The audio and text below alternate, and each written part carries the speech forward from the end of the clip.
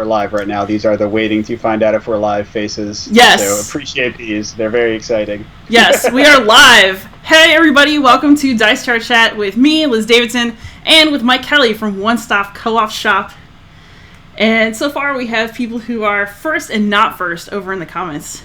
Yes, those are the best comments. That's exactly what I need to hear. Everyone designate your place in the live feed so we know you. Yes. How are you doing tonight, Mike?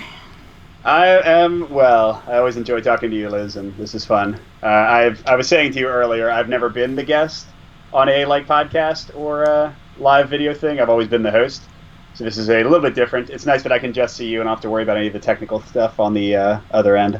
Yes, this will be my set of mistakes to make, everyone. So none of this is Mike's fault. That's not what I meant. I wasn't just trying to assign any early blame or anything. No, this is nice. I take full responsibility. So I've been teaching on Zoom all day, so this is just sort of a continuation of my day. Yeah, I'm also a teacher, and I didn't have any Zooms today except for meetings. Monday is our day to send out curricula and lessons and stuff and enter forms. So we did pick our graduation speaker. We still have graduation coming up, so this is totally non-board game related. I'm sorry if I'm boring everybody. Hey, we have a question. We have the question of, what is a question you wish someone would ask? Wow. That's definitely my favorite for a first interview. Yes, this is great. Well, I wish someone would ask who I am and what One Stop Co-op Shop is, in case you aren't aware. So yes, who are you? What is One Stop Co-op Shop, Mike?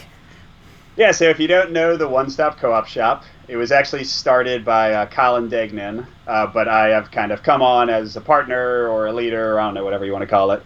So we have a YouTube channel. We do basically daily content, mainly me and Colin, but we also have Bernd from Meet Me at the Table and Steve. We do full playthroughs of only solo and cooperative board games, but a lot of solo, definitely, since we generally play them solo, even if they're cooperative. And then we also do reviews. I pretty much do all the reviews. I have 5-minute reviews.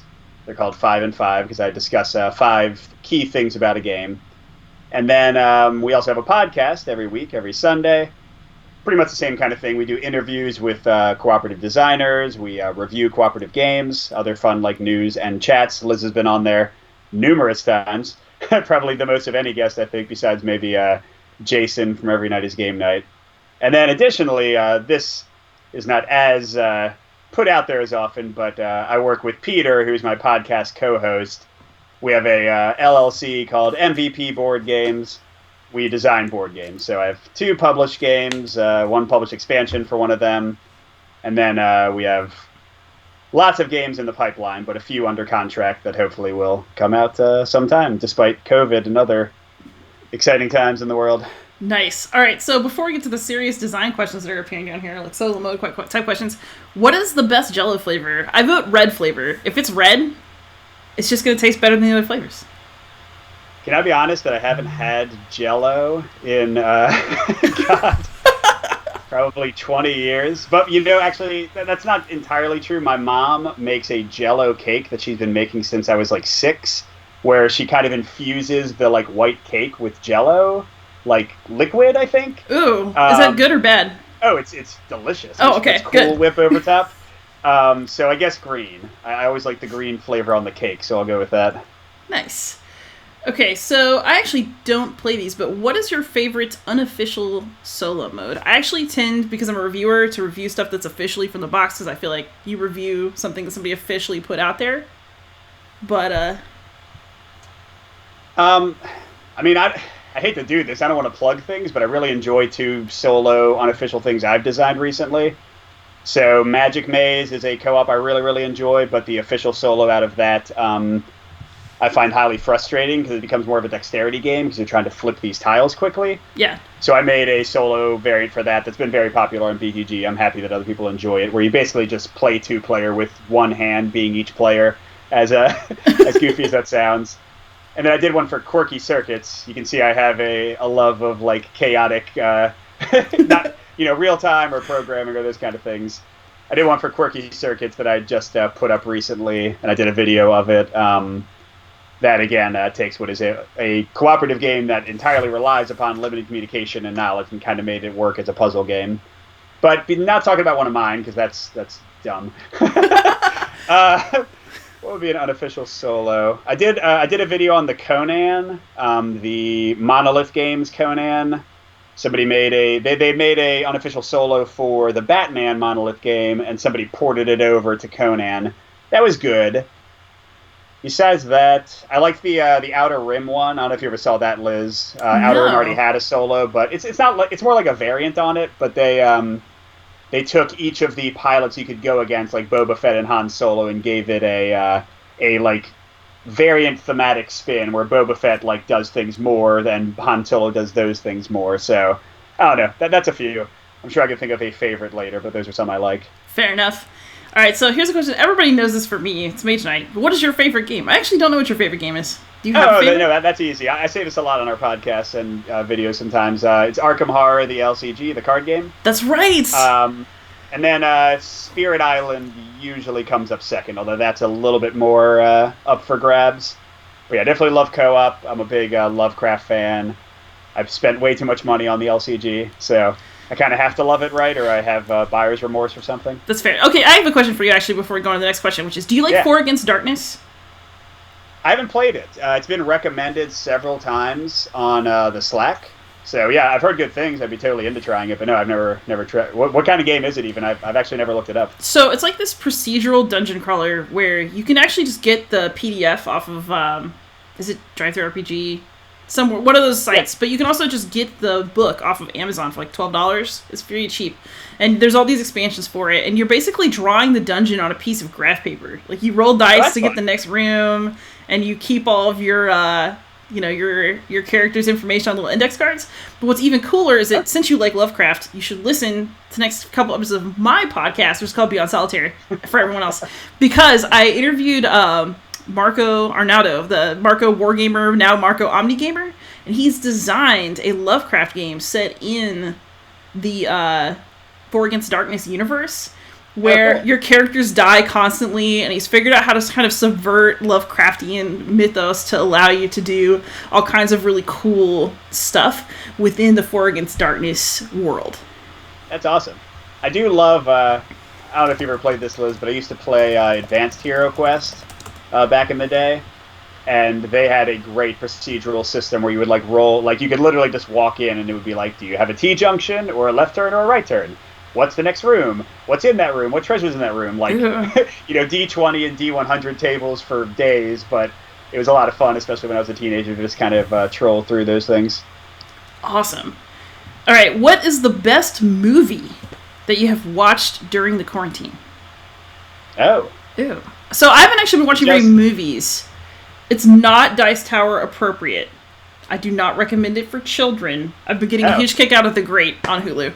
I haven't even heard of that. It's a historical subversive. It's like a historical drama that's about Catherine the Great. Are you saying you're into historical topics? Yes, that blows my mind. This is not very historical, but it's very fun and like beautiful. It's actually by the same people who did The Favorites, which is an awesome movie that came out a couple years ago. Yeah. So imagine The Favorites kind of tongue-in-cheek approach to history with like Catherine the Great, highly inappropriate scenes, which I enjoyed thoroughly. Everyone who is not a child should watch that. Very cool. So I'll give two. One new, one a favorite. I showed Spirited Away to my 7-year-old and my 4-year-old. I have two kids. Half yesterday, half today. And I couldn't. My DVD copy wouldn't work, and I couldn't find the English edition, so I played it in Japanese. And my 7-year-old read the subtitles, which he's definitely never done in his life before. And my 4-year-old enjoyed just like the visuals enough that he kind of totally dug it also. So that was really cool. I'm a big Studio Ghibli and like anime fan in general. And then also not Dice Tower appropriate, I guess, but there's a newish horror movie called, horror like social commentary movie called The Platform on Netflix. And the concept is great. Basically, everyone's in a prison where a giant platform of food is sent down these levels. There's like hundreds of levels. Okay. and there's enough food for everybody, but they have no like governance of how much food each level takes. So it's kind of like this whole like capitalist allegory, and yeah, so it's really cool. You'd probably like it, Liz. Although it is there is like some body horror and some gore and like stuff in there. So if you don't like that, then don't watch it. It is a Spanish horror movie. And if you've never seen a Spanish horror movie before, like from Spain, they tend to be pretty rough a lot of the time. Ooh, I have seen Wreck. The zombie one? Yeah. So that is good. Wreck, I really liked Wreck. That was a great movie. This one is not found footage like Wreck, but if you enjoyed Wreck, I think you might also vibe off this one. It's really good. So that's the Platform on Netflix. Fantastic. I might actually have to watch that. All right. Movies in quarantine. I actually don't watch enough movies. I spend more time either playing games or reading books. I did a puzzle the other day. That was good. Yeah, I mean, I actually teach a film class. I used to watch a lot of movies at night, but all my nighttime is learning new games or recording them or designing. So it's pretty much all board games all the time, for better or worse. Have you played Nemesis? Yes. Okay. Only a couple times. I didn't love. But I am excited by Lockdown. My friend is pledging it, so I'll get a chance to try it. All right, because somebody asked us, what are your thoughts on Nemesis Solo and now getting an advanced solo mode for the standalone expansion? Yeah, I only played Solo, I think, once, so I've never like done a review of the Solo mode, so I wouldn't want to speak as any kind of authority. But I don't mind app integration in my games, and the idea that Lockdown's new Solo mode will model some of the competition between goals and stuff, which I do think is one of the cooler parts of the design. Yeah. I think it sounds more interesting. I don't know if I'll enjoy it or not, but it sounds cool.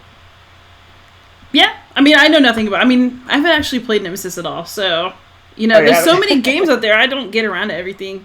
Eventually, maybe someday. Do you know anything about Kemet?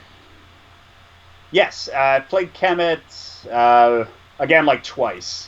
And that's not even a co-op game, so that's not my area. Somebody wants your opinion on the upcoming Blood and Sand. I don't know anything about one thing. I've definitely looked at it. So here's my big issue with Kemet. I have never been. It's a mechanic I despise, just personally. Like, it's not like I think it's a bad mechanic to design with. I just don't enjoy it. I don't like the whole. Each of you secretly choose a number of units that you're attacking with, or each of you secretly choose how much power you want to fight with. That's never jived with me. I didn't like it in Dune, which I think is the granddaddy of that mechanic. Scythe is one of my top solo games, but that's the one part of Scythe I hate. I'm like, every time I go into combat, I'm like, darn it, another combat in Scythe. So I imagine that I personally wouldn't love the new Kemet, because I know that's still like the key to their combat system. Mm-hmm. But that's a very personal thing. That's nothing against the game, and I know many people who love it. Our Slack people are really excited about it, so it looks cool. I think it's a great production. It's a good company, so I'm sure it'll be fine. All right, so here's a good question. One that calls for deep thought.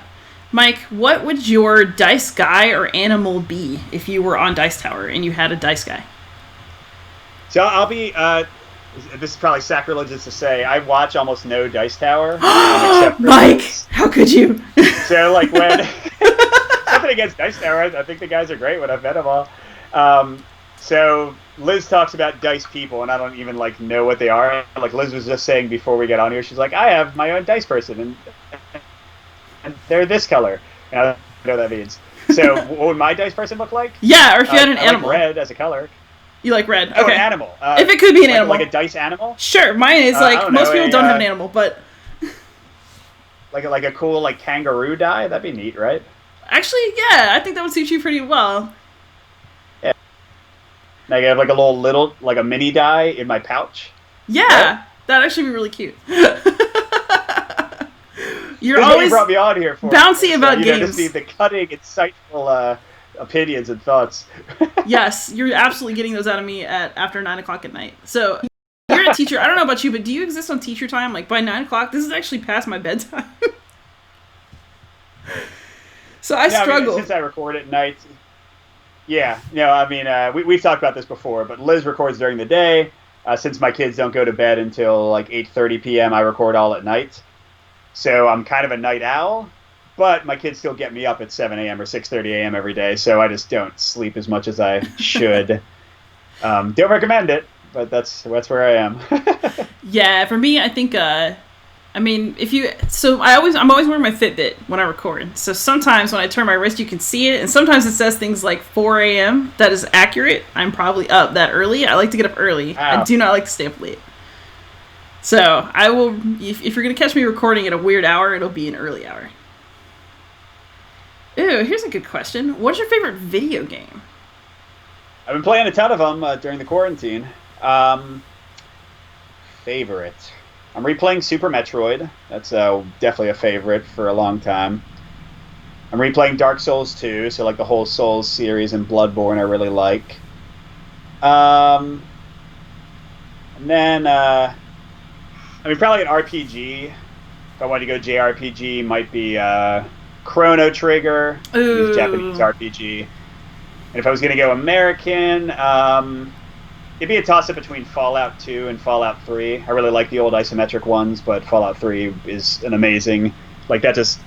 as much as Skyrim blew my mind when I played that with, like, walking over, like, the hilltops for the first time and seeing a whole city in front of me. Oh, yeah. Fallout 3, since it was, like, the first one I played with kind of that full 3D effect and exploration, did that even more. I think Skyrim achieved it better, but Fallout 3 was the first, so that definitely has a special place in my heart. See, Skyrim really is I love Skyrim. I love it so much. I started my first game with Skyrim while I was writing my dissertation, and like the entire month of February 2012 is just gone. Just gone. Not a lot of work done on your dissertation. I was incubating my ideas, okay?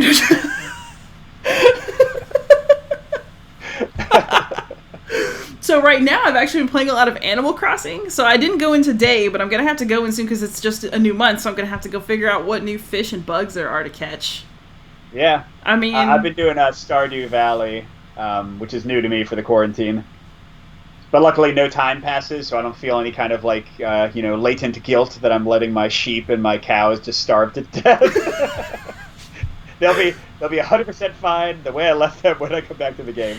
Animal Crossing is very demanding in that sense, so I'll take like a week off and I'll come back and my villagers will be like, "Where have you been? We haven't seen you in so long." Oh, and it's like terrible, man. It's like drug pushing from yeah, Nintendo. It's like, don't guilt me. Don't guilt me. I'm allowed. I mean, it's quarantine. I actually have like a little face mask on my character in there. But I also, there's other Switch games I really need to play. Like I need to play Golf Story. Because I hear great things. It's a golfing RPG, and it's supposed to be very charming. Yes. Oh my god. Yes. If I'm on camera, but you'll have to text me a reminder about that one later. Yes, I will remind you about Golf Story. By the way, we are getting some comments that Salvation Road needs more love. I thought that would gratify you. Oh, thanks. I'm glad some of you out there. Yeah, that's one of the games we designed. I think that was Van Ryder Games, who. Big fan of Van Ryder games. It was great working with AJ on that one. But if they aren't interested in doing another edition, I would certainly like to rework it. It's a very common opinion that it's too hard, and we agree. Peter and I even designed an official here's an easier mode to start the game, so you don't lose horribly every time. But we would love to do that with kind of a legacy element or add some campaign elements to it, unlockable stuff, things that didn't exist when we were designing it back in the day. Salvation Road. I'm proud of all our designs, but that was our first published one ever, so that's a special place in my heart for that one. That's awesome. Thank you, whoever said that. Dean Murmoto, thank you for giving Salvation Road some love. Oh, hey, our friend David Thompson is in the chat, says hi. Hi, David. We like your games. Yes, we do. So far, don't make any bad ones, it'll hurt. Yeah, it's true. Castelliter is on, I think it's 3rd or 4th in my pile, so I'll get to it pretty soon. And then somebody just brought up Hoplomachus. Hey! Yeah, we both covered that pretty recently. We did, and what's interesting is we both covered it pretty recently, but, it's a game that's kind of on the last legs of its current print run without any official word on what will happen next. I'm a believer. I think we're going to get more Hoplo. Yeah, I mean, Chip Theory has done huge Too Many Bones stuff that's delivering now. Just finished a really, really big Cloudspire Kickstarter.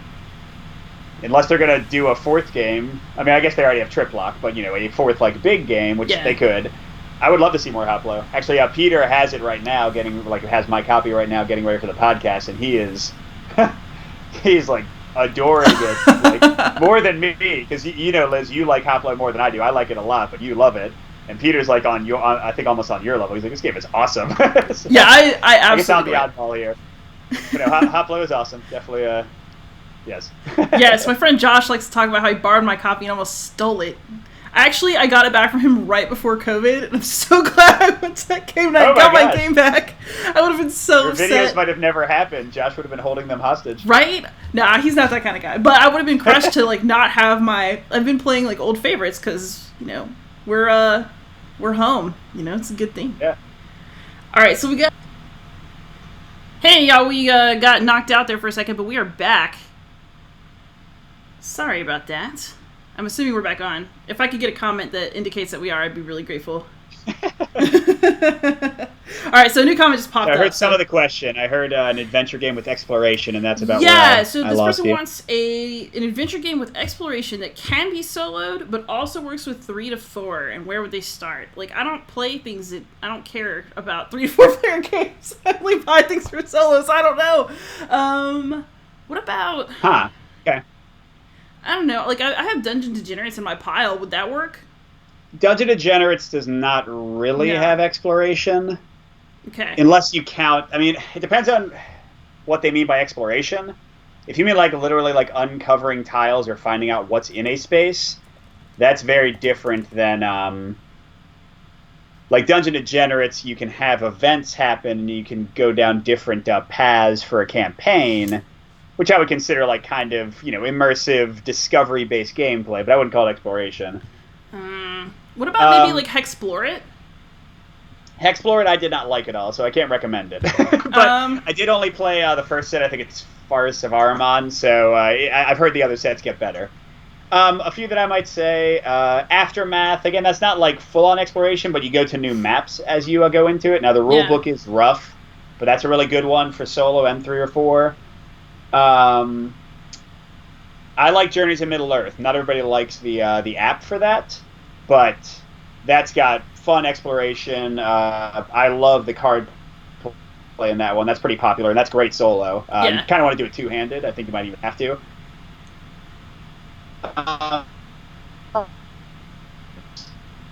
And then everybody hates it, but I actually like Discover quite a bit.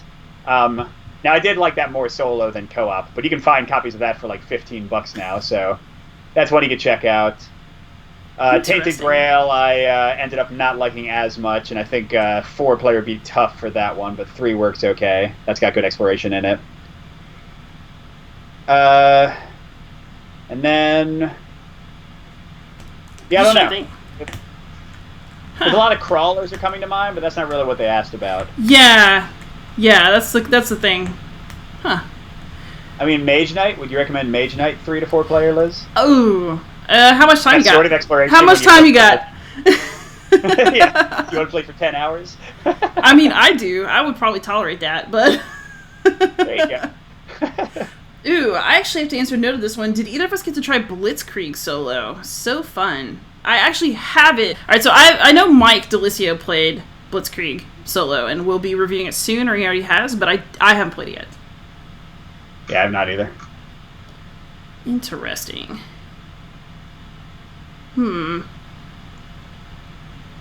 Question for both. What are your thoughts on Village Attack solo? Big expansion coming out soon. Again, like, people ask about games I just haven't played. So I played Village Attack's partial game once at PAX U last year. It looks cool. Yeah, and the new expansion, which is kind of, I guess, like samurai, ninja, oni, demon kind of themed. I personally like the reversal of evil and good. One of our designs, Dark Dealings, was all about that. And I like dice-based activation. Now, this is a pretty simple system. You roll some dice, and you can like activate your movement and your attacks and stuff, which can also be frustrating if you don't get what you want. But I thought Village Attack looks cool, and I think it looked like it would probably be Zombicide level complexity if you played it co-op. But solo, where you control several characters and kind of the puzzle is greater, I bet it would be even a better experience for solo, if you want puzzliness. Nice. Ooh, here's a good one. What was the most recent Kickstarter you backed? Oh. Ew. Bullet. Yeah, I did. Oh, yeah, that's right. You love that. I friggin' love Bullet. Yeah, so if you guys don't know Bullet, it's doing pretty well, but it's not like blowing up or anything. It's level 99 games. I did a tabletop simulator playthrough of the Solo and a review, and it's kind of like a shoot 'em up, like bullet hell kind of game, mixed with like something like Puzzle Fighter or Dr. Robotnik's Mean Bean Machine. So basically, like, you're putting things on this little grid, but then you try to send them at your opponent. But in solo and co-op, which work awesome, you play against bosses, and they have 8 unique characters, and they all play like totally differently and can go really simple to really complex. And they have the same thing for all 8 of the bosses, and it's so much fun. Like, it's one of my favorite games recently. Besides, before that would have been Final Girl, which of course is the best. Oh, we love that. That was fun. Bullet is still going, I think, for 2 more weeks. Then I'm thinking about backing Railroad Inc. in the last 2 days, the new version of Railroad Inc. I didn't like the old version of Railroad Inc. that much, so not for me. Yeah, you know what? I've heard that now from like 3 or 4 people, so now I'm second guessing. I heard it's your money. I think, gamble, roll those dice. Well, I don't know. Write that check. They're almost always aligned. Now, I really like Cartographers, and you did too, right, Liz? Yeah, I love Cartographers. I thought it was great. Yeah, and Railroad Inc. looks similar, so if you don't like Railroad Inc., then I feel like I might not either, even though I love Cartographers, I did not feel that Railroad Inc. had the same vibe as Cartographers. Okay. But I backed Veil Wraith, the All or Nothing one. Oh, yeah. Because it was pretty, and I couldn't help it. It was beautiful. All their games, whoever their in-house artists are, they are awesome, because all the stuff in Killforth looks great. Oh, yeah, but also, a solo, progressive deck, advancement game where you're exploring. It just sounds really good. I'm very curious about that. Yeah, I'm interested in it. I still might late pledge if they have that option, but I don't know. I honestly didn't look into it a lot because I was doing a bunch of games at the same time. All right, so here's a question for you, Mike. So somebody wants to know whose flag is behind you, and what is the medal?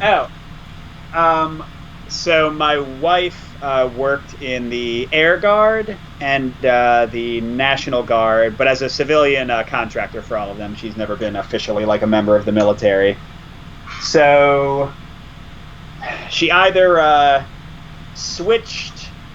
It's either when she switched from Air Guard to National Guard, or when she left the job entirely. They got her a shadow box, so she has one of the coins or medallions they give people in there, and then she has a certificate with her name on it, just appreciating her work over the years with them, because she bounced from so many different jobs in both branches, and she loves those guys and girls.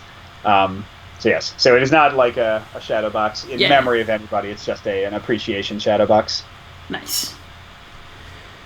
That's really cool. I didn't know that your wife was. I've never met her, but she's. Oh, well, we always met you at the one con, so what's crazy? But I know she has to be cooler, so it's just a given. No, she's great. She's an illustrator. She did the art for Salvation Road. She did all my animations for my 5 and 5 reviews. She's a musician. She's a photographer. She's a videographer. She's writing her first full novel right now. Well, not her first, but her first one she has to get published. All right. She's a Renaissance lady, in the best sense. So why isn't she on your channel? No, I'm joking. But she's way more interesting than I am. I don't know if she cares about games as much. So that's the only drawback. All right, so I want you to take co-responsibility with me for this. Somebody commented, I late-backed Warp's Edge just because of how excited Liz was about it. I am not the only person who thought Warp's Edge was awesome. Warp's Edge is great. Yes. In fact, I've gotten some flack for not liking Coffee Roaster. And I'm free. Like, I just did my last Shelf Life episode. I ditched Coffee Roaster. And I was free with the reason. I was like, Coffee Roaster was fine, but at the same time, I was playing Warp's Edge, which is also a solo only bag builder. And I was like, there is no comparison here between which one I enjoy more, which one is more fun.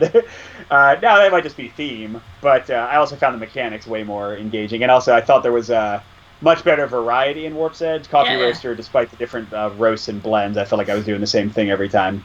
So no, Warp's Edge is great. Not necessarily Final Girl great. Maybe Bullet great. I like both of those a ton. So Yeah, it's like, I think Warp's Edge is my favorite solo back builder. I mean, definitely between it and Coffee Roaster, I would say that Warp's Edge wins. Coffee Roaster is like, it's addictive. I mean, it's are you counting fun. like Orleans? Yeah, because the scenarios, Orleans is great. I love that game, but the solo scenarios just aren't enough. Yeah, no, I guess I'd agree with you. I think I do like Warp's Edge the best of all the ones I've done. Yeah. Yeah, I mean, that's where I'm at right now. I really like Orleans. I would love to see more solo stuff for it because I love the game. And if somebody says a game, do you want to play this? The answer is heck yeah, I want to play that. But solo. I I'm kind of with you. I love the core design for it, but I didn't think the solo and co-op was as good. Like it was still great. I love that it exists, but I don't think it was as good as the competitive play. Yeah. Oh, here's an interesting question. What is the last album you listened to all the way through? That's easy for me. Oh, crap. You know what? This is not a favorite game. It's too recent. But this kind of goes back to the favorite video game question. Yeah. You ever played Celeste? No. I've heard about this, but I've not played it. It's beautiful, man. I mean, it's a huge hit. Like, it's an indie sensation. I'm sure most people who play indie games already know about it. But it's a super challenging platformer. And the entire thing is in some ways like an allegory or an analogy for dealing with depression and anxiety, which many people close to me do. So I found the gameplay was enthralling, like one of the best platformers I've ever played. But then on top of that, the kind of the deeper story and metaphor there I thought was really beautiful. But the soundtrack is awesome. Like it's mostly like classical piano, but mixed with like synths. So I've been playing that in the car with my sons. They both like the game a lot. My son, my 7-year-old especially, you can turn on like all these easy modes to make it basically impossible to die. Yeah. So he really likes that. But yeah, the soundtrack for that is my most recent thing, as nerdy as that is, a video game soundtrack. Hey, you know what? There's nothing wrong with that. I mean, sometimes video game music is so profound sometimes. Things from like Final Fantasy VII or Legend of Zelda, I still get like emotional because of video game moments, But the last album I listened to all the way through was probably... It was Gabe Lee. He is a country singer. I think the album's called All Right Okay, but his most famous song is probably called Eveline. I actually listen to a lot of country music. I also listened to, I think it's Charles Wesley Godwin's Seneca a lot recently. I like sort of Americana sounding music. So, I mean, I listen to a lot of stuff, but, my favorite, I used to name my parents' cars after Rolling Stones songs. So, my dad caught me with Some Girls when I was in elementary school, and he took it, and he was just like, you can have this back when you're older. But I actually listen to a lot of country. Not necessarily Nashville, like radio country, but country music. Let's see. Ooh, if I could pick any theme, if either of us could pick any theme for game design, what would it be? I mean, you actually do game design, so you get to pick. Yeah, I mean, like I can tell you right now, I'm designing, or with Peter, we're designing a dragon game where you are the dragons. I feel like that's a pretty underrepresented kind of theme. I mean, not fantasy, of course, but specifically being a dragon. We have a giant mech game. That's a theme that I like a lot. A lot of this comes from like kind of my anime and movie ones. But okay, so then we're not designing a theme that I would like to see. Yeah.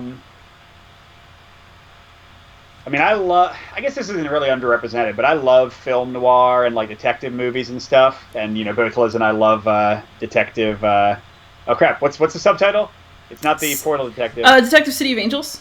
Thank you. Yes. Detective City of Angels. But yeah, I would like to see more. Well, I don't know. I love that theme.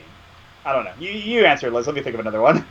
Well, you know me. I like historical themes. I would love to somehow see a game that accurately captures something about monks. I mean, I wrote my dissertation about Coptic monks, and like monks show up in things like, I don't know, Heaven and Ale and Ora et Labora, stuff like that. But I want something that's got a little bit more like serious monastic history behind it. I don't know. I think it'd be really fun to have one about different groups trying to build a great church and get relics for it, and trying to decide whether they would take money from donors or send their monks to like plunder local temples and stuff like that, because they did do that, and have like a tension between overworking your monks but looking pious because you didn't take too much money. I don't know if that could actually work, but like I think that'd be really funny and accurate. So one of the monasteries I used to dig at is interesting because you can actually still see hieroglyphs in some of the blocks that are used to build the church, because they just like went and took building materials from that other building, and that was a common practice at the time. So sort of fascinating. Cool. Yeah. I got one.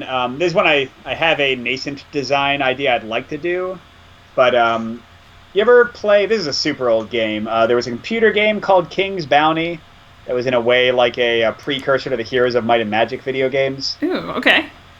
So, and then there was a board game also called King's Bounty, but I don't actually know if there was a connection between them. This is like really old, like 80s.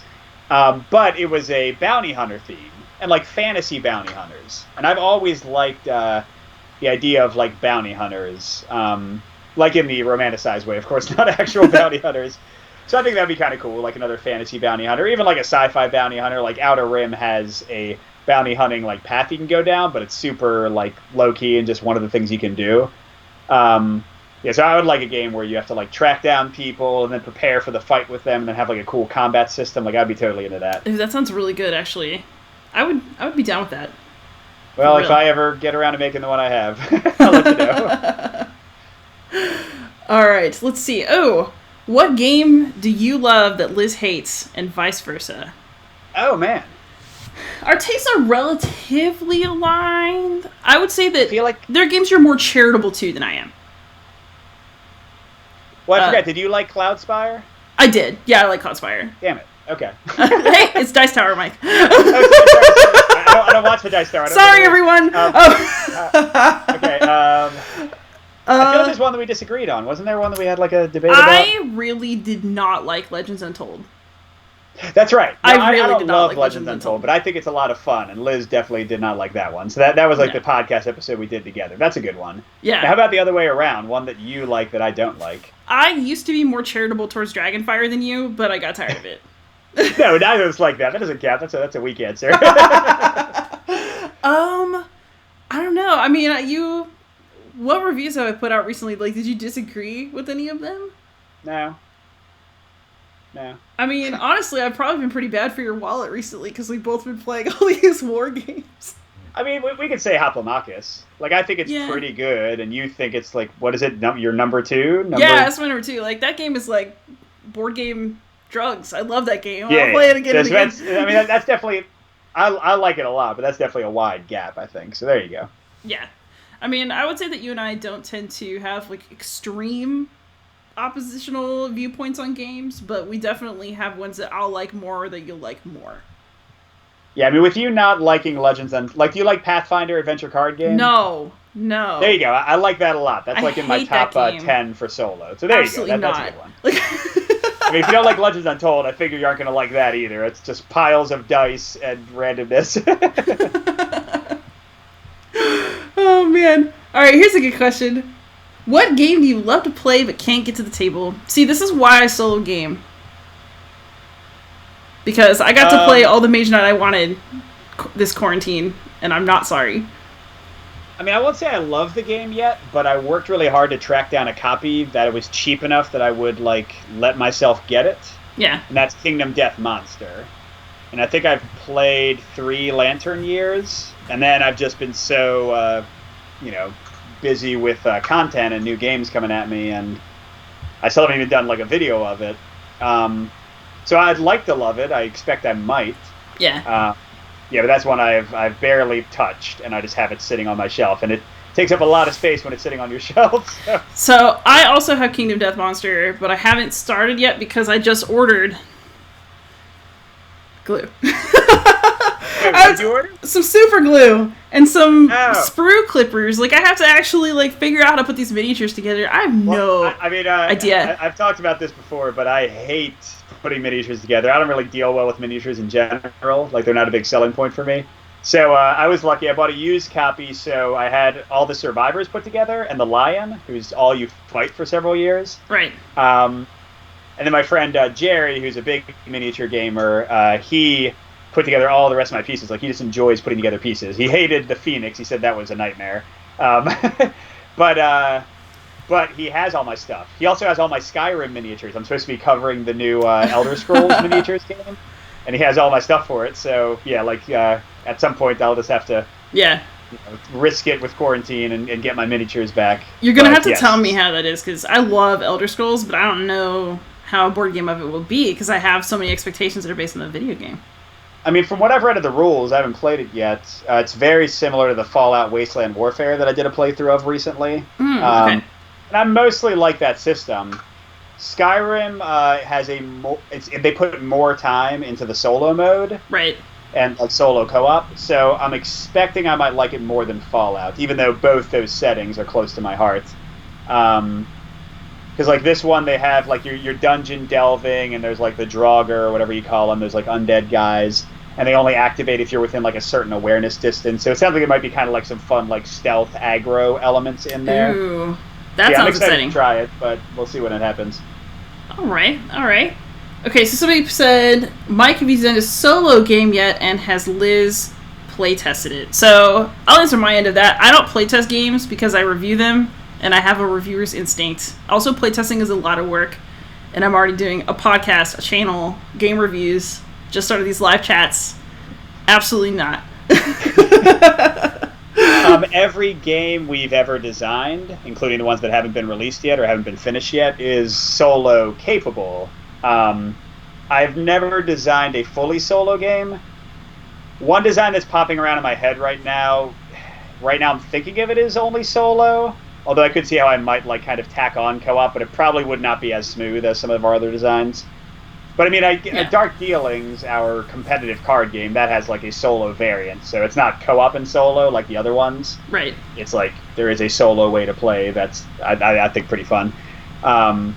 But yeah, there's some that could be solo only, but no, I've never done one that's like just for solo, like something like Hostage Negotiator. Got it. Interesting. Maybe that'll be in the future, but no, I think you're a co-op man for now. All right, so somebody asked, thinking about games that we hate and the other person loves, would you and I be able to quietly play solo games next to each other, like alone together?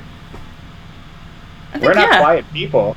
No, we would probably talk, but like I could play a game and you could play a game and we'd just be like, oh, what's going on in your game? I think that would be possible. Okay. Yeah, take away the quiet part. Yeah, I would not mind. Although the thing is, I know I've talked about this, and I think you have too, Liz. Liz introduced me to the idea, I'd literally never done this before, of playing solo games together and just like kind of conversing about the decisions and like taking turns rolling and those kind of physical actions. And that's how we played Final Girl the first time, and it was one of my favorite like game experiences of all time. That was so good. But you probably haven't... I mean, if you and I are together, Liz, I think we'd be playing a solo game together. Yeah. Right? We'd probably just like play it and comment on it at the same time. Yeah. Right. Oh, you probably have done it. Do you have any brothers or sisters? Yeah. Okay, so yeah? Well, go ahead. No, I was going to say you've absolutely soloed together probably because you have shared a video game with your sibling. Yes, well, that's the thing, and I know, Liz, you talked about it in that context, but yes, I have 4 older brothers and 1 younger sister, and lots of video game observation and backseat driving in the Kelley household. Oh, yeah, my brother's really smart, but he used to do all the fighting, and I do all the sort of bird's eye puzzle solving. Nice.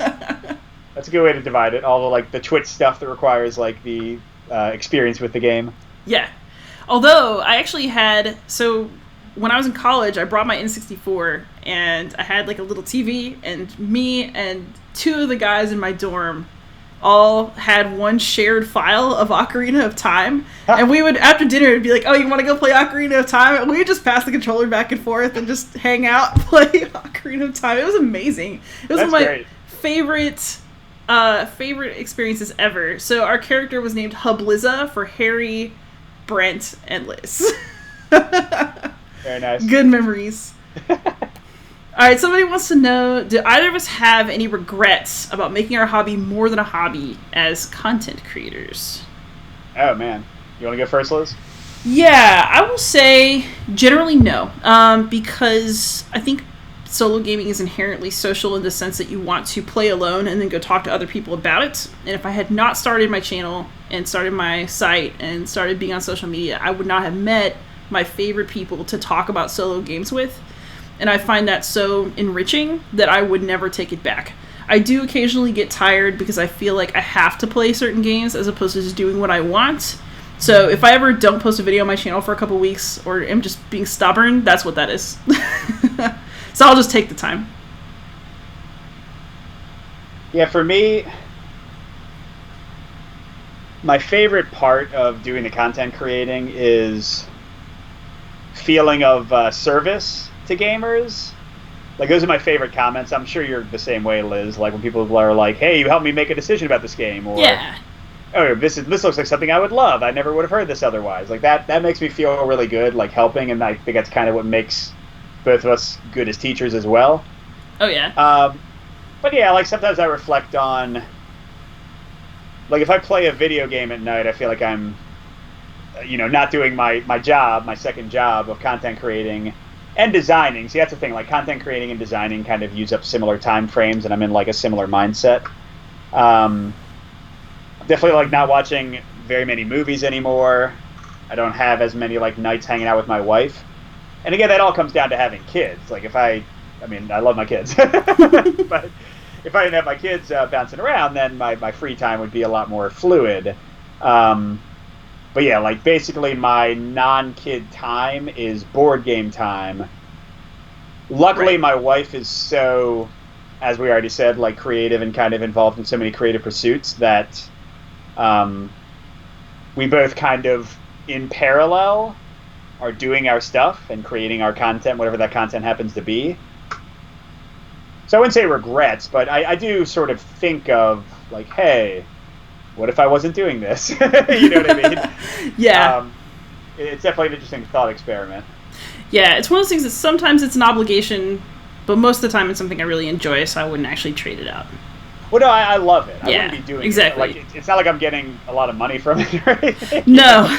Like, we don't take money for our videos or anything, so we're just, if we get some Patreon money or some YouTube money, that's about it. So yeah, no, I definitely, I love it. Absolutely. I'm seeing more games than I've ever seen before, and again, I like to be useful, but it's a challenge. It's a lot of time, and it's a lot of late nights. You know that. Yeah. Or I guess you Or don't know early that mornings. for the late nights because you record differently than I do, but... All right, so somebody asked, this is a good question. Being both teachers, do we find ourselves having to take on the role of teacher in our game group, and what are our teaching tips? So, it's interesting the way that was phrased, having to take on the role. I don't know about you, Liz, but I really enjoy teaching games. I love teaching games. That's that's why I have a channel of game tutorials. Yeah, don't join our Slack and immediately ask me to do this because I have a lot of busy nights, as I've said. But many times in the last several weeks, I'll be like, hey, you guys people will be talking on the Slack about something that's on a Tabletop Simulator. And I'll just be like, jump on, I'll teach it to you right now. And I won't even play. I'll just observe and teach them the game. And with my own design at conventions, with playtest groups, I'll just teach them the game, if we're not doing blind playtesting, of course.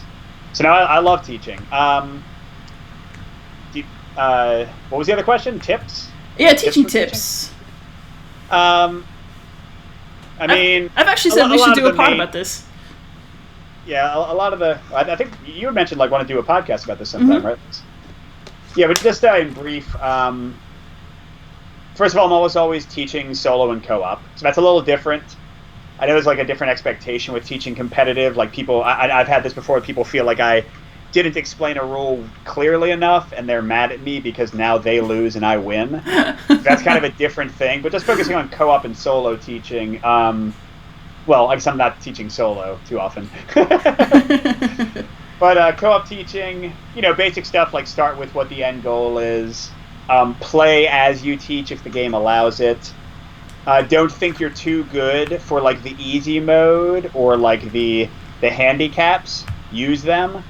And probably the biggest advice, Peter and I have talked about this before. We did a podcast on teaching our kids to play games, but I think it applies to any new player. Figure out what a good cutoff point is. Like 1 round, one era, whatever like your game allows you to have. Yeah. And just stop there. Unless every single person is visibly having fun, is visibly engaged. If anyone is kind of disconnected, even if everybody else is like, oh, we're so into it, don't like ruin the entire group dynamic. Don't make it a thing. Just be like, that's good enough. We can start over if you all want, or we can play again later now that you kind of like know the basics. That's probably the biggest one for me. Like, don't, especially in a co-op game where you're all just working together anyway, like, don't feel like you have to see a game through. And don't, I mean, this is an important thing for any teacher, so Liz, you know this incredibly well, of course. But don't make it about you. Yes. I know we all want to teach a game so that we can play that game. That is a natural inclination. But that is a terrible mindset, I think, to come at teaching a game. I think that's true. Yeah, I mean, like, teaching is an inherently unselfish activity. Right. And, you know, the things I think about, you know, we have a lot of teaching videos that are about things like, you know, what order to teach rules in, or, you know, start with the goal. But I also think that there are aspects of teaching that we don't talk about because they're harder to teach and learn to do. And I think maintaining an air of non-judgment towards your players, especially when they mess up, is really important, because I think the number one impediment to learning, especially in my classroom, which is why I think about it so much, right?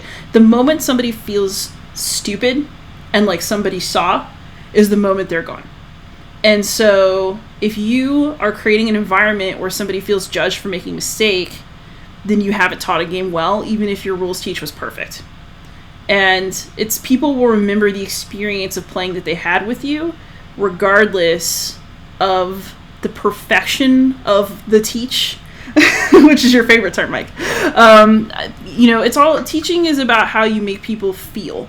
So if you are making somebody new feel accepted in the group, if you are making somebody nervous feel not scared, then that's the most important thing that you can do in your game teach. I also think and that... I'll add on to that. Yeah, do. This kind of comes more from both my classroom teaching and also being a game master. Liz, I know you play D&D pretty frequently too. Yeah. But I'm almost always a game master. I've been doing that for like decades. But I think, especially again for cooperative games, finding a way to get each player to shine. And if you are going to play with them, which I would recommend even often not doing, pick the support character and help each player shine. Help them get like that really cool moment. You know, you don't want to point out moves too often. You want players to have agency over what they're doing. But if you see the opportunity for them to do something awesome, help them find their way to that. And it's like in the classroom. You want to call on every student. You want to get every student's voice heard. And you want to appreciate everything they say. Find a way to be thankful and compliment them, even if they got it wrong, technically. Right. So I think that's a big one. Like if you can make it work, and I think if you watch YouTube videos on being a good game master for role-playing games, I think 90% of the advice there applies to, again, more cooperative than competitive, but like teaching a game in a way that creates like a communal spirit of togetherness, and we're all in this together and we all matter. Yeah, for sure. Yeah, I really like teaching games. I like being somebody's first experience of something. Like, I think one of the reasons I became a high school teacher, so those of you who don't know, like, I thought I was going to be a college professor, you know, I was getting a PhD, and I changed career tracks specifically because I taught, and I realized that I liked being the person at the entry level who helps people get in, as opposed to the person who you come to when you've already been through school for many years, and there's like 20 of you in the world. And I really like being the person who opens the door. All right, I don't actually know this story. Richard Saunders wants to know, how did Mike end up with Colin? Is there a great story there? Is there a great bromance there? There's a story. So Colin was a guest. And I don't even know how Peter talked to him first, but Peter tends to be the one. Like, Peter is the one who talked to Liz when Liz was first on our podcast. So just like I first met Liz through, I think, was that Dragonfire, Liz? Yeah, it was Dragonfire. That was my first podcast ever. I had never been on a podcast before. I mean, no one could tell. On your side, you know, we're crap, of course. But yeah, so Colin was on our Gloomhaven episode. This is back before we were the One Stop Co-op Shop podcast. We were, what was our name? Co-op Cast. Yes, you were Co-op Cast. I remember Co-op this. Cast. The olden days. Yes, that's right. Years ago. Wow, it's crazy that's been on this long. So Colin was on Gloomhaven, and he was just such a fun guy. Like, what a great presence. I mean, if you watch his playthroughs, you know, like, what just a exuberant, like, energetic, fun guy he is. And that's just how he is all the time. Like, it's not something he's putting on for the playthroughs. Right. So it was the worst podcast episode we ever did. Not because it was bad, but because we didn't tell Colin to record himself. And we weren't using, like, Zencastr or anything at that point. So we had nothing we could use. And Colin, how cool is he? We were like, oh my god, it's like 11:30 at this point. It was like an hour and a half discussion, and we're like, hey Colin, can we record one more time? Same night, without even missing a beat, we did the entire podcast again. So what you can hear if you go back is our second to take, trying to pretend we're like, oh wow, that's your first point on Gloomhaven? I'm so surprised. Like, trying to recreate all these emotional moments. But it was just as fun because he's such a great guy. So from there, he was on a few more times, and Peter was like, so Colin and Steve, who you'll know from the like off weeks of our podcast, they were like, hey, we like your guys' podcast. We want to start one too. We're going to call it the One Stop Co-op Shop Podcast, because Colin already had the YouTube channel, had for years before that. So we were like, yeah, that's fine. So they started. They did a few episodes. It wasn't like, you know, blowing up or anything. It might have later. But somebody's idea, it might have been Peter's, might have been Colin's, was to combine them and just be like, hey, we're all talking about co-op and solo anyway. Let's just have one podcast, and we'll like switch off weeks. Because they had done that anyway. Like, we were doing every 2 weeks on Sundays, and they were doing the off weeks because they just wanted to kind of complement us.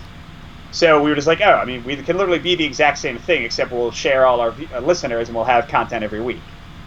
That's really cool. Yeah. Yeah, and then from there, I had only planned, I was like, hey, Colin, you're doing all the playthroughs. You have you don't do reviews. You've said you don't want to ever do reviews, basically. So what if I did a review? So I did Harry Potter Hogwarts Battle. It was not a nice first video. I remember that. Yeah, I don't know why I picked a game I didn't like for my first video ever. So I did that. I did the 5 and 5 thing because our podcast was already like focused on, we would do a list of 5 things, like pluses and minuses. So I just kind of ported that into a very short video because I hate long videos generally. So yeah, from there, I was like, I'll do a review every week.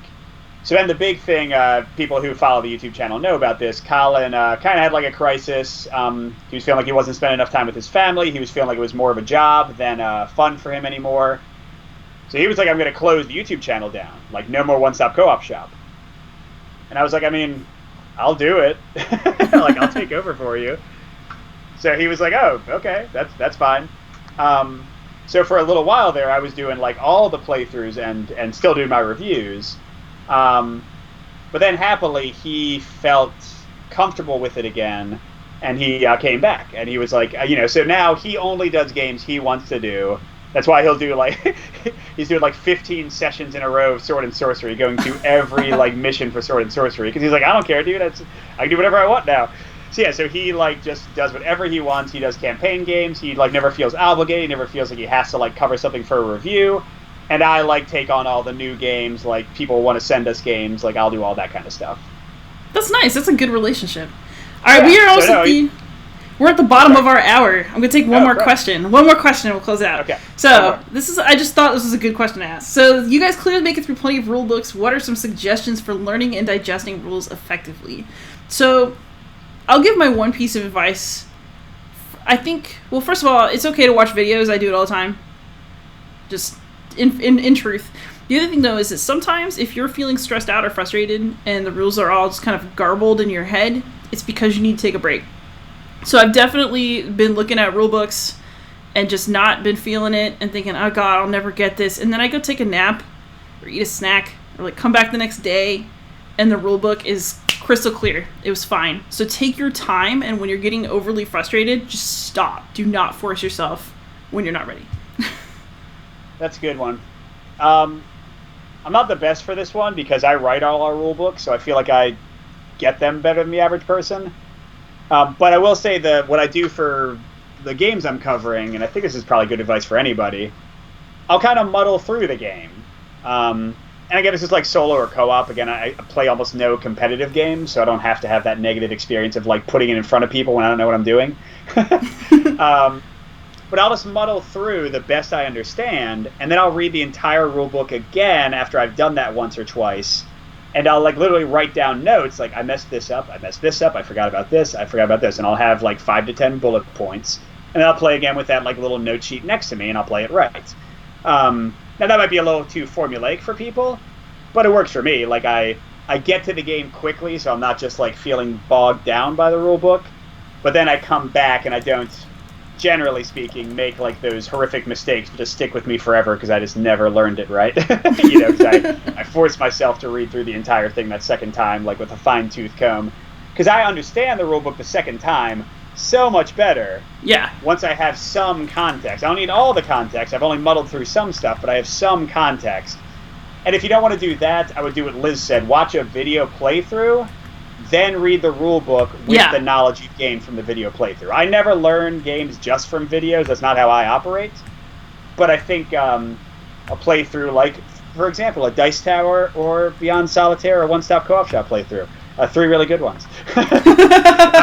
Watch a full playthrough of the game or a partial playthrough. Get an idea, an inkling of like what the pieces are, how they fit together. Then read the rules. You'll have a much better time. The context. I mean, it's you know, Liz, the teaching term, prior knowledge. Get that prior knowledge, get the background terms in your brain, and you can see the connections, because connections is what learning's all about. Find the connectivity between the different elements. Why does this mechanic do that? Now I get it. It's about that token. It's about that victory point. So, yeah, I think videos are a great resource if you don't want to read as many rulebooks as I do. So I guess you'll be off to read rulebooks because this is your prime time for doing board game work. I'm about to go record a Wingspan expansion, so happily that's a pretty easy one. But Mike, thank you so much for being my first guest. This is my first Dice Tower chat. Thank you so much for everybody in the comments. You were all delightful and wonderful and made me want to do this again. Have a great night. Be safe, everyone. And we'll catch you next time. Happy gaming. Bye.